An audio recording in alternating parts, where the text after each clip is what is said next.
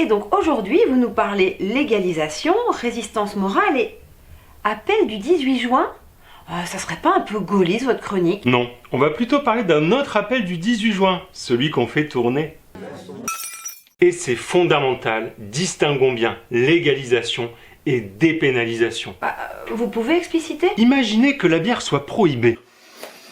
Oh là, c'est seulement un exemple, Miss Belgique, on se calme, hein. Donc, imaginez que la bière soit prohibée et que sa consommation soit dépénalisée. Mais on criminalise encore la production et la distribution. On peut la boire mais pas l'acheter, on peut la boire mais pas l'acheter, mais c'est complètement con et hypocrite. Oui, c'est con et faux cul et ça ne règle pas du tout le problème sur le fond. Légaliser, c'est permettre de réglementer le circuit, faire tomber le trafic et mettre en place un contrôle qualité du produit. Et pour éviter le shit, la qualité, c'est essentiel. Ou de savoir ce qu'il y a dans un space cake. Oui, c'est ça. Et puis ça remettrait du baume au cœur de l'économie et de l'État. On n'a pas de pétrole, mais on a des terres agricoles. Et c'est très tendance de cultiver ces herbes aromates. Alors une de plus, une de moins. Oui, mais on parle de drogue là. C'est vrai. Mais légalité et drogue sont deux choses différentes. La drogue, c'est un composé chimique qui altère ou modifie la communication neuronale, qui peut provoquer une addiction. C'est la définition médicale. Et on y ajoute par facilité de langage d'autres formes d'accoutumance. Comme les dragibus et les chansons de Carlos? Oui, c'est ça. Ou pour coller à la chronique, le tétrahydrocannabinol. Un quoi? Une tête de rat idiote d'épagnol? Non, c'est le nom scientifique du THC, la substance active du cannabis. Un peu comme la chemise ou le... de Carlos.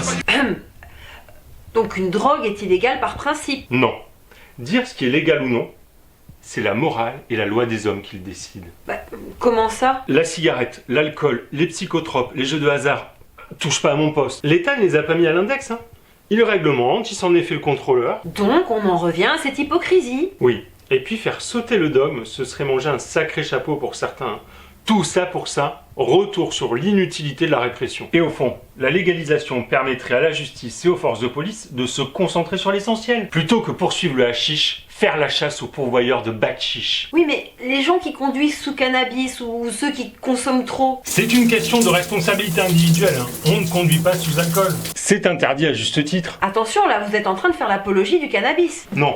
Mais il faut sortir des discours tout faits. Il y a moins de véhémence sur d'autres sujets. Par exemple, on pourrait interdire le sucre. C'est hyper addictif, ça fait des ravages. Ou encore les paris pour éviter la spirale de l'endettement. Alors, c'est quoi la solution? On enterre l'âge, chiche. On se pose tranquillement avec son spliff de popo et on discute légalisation.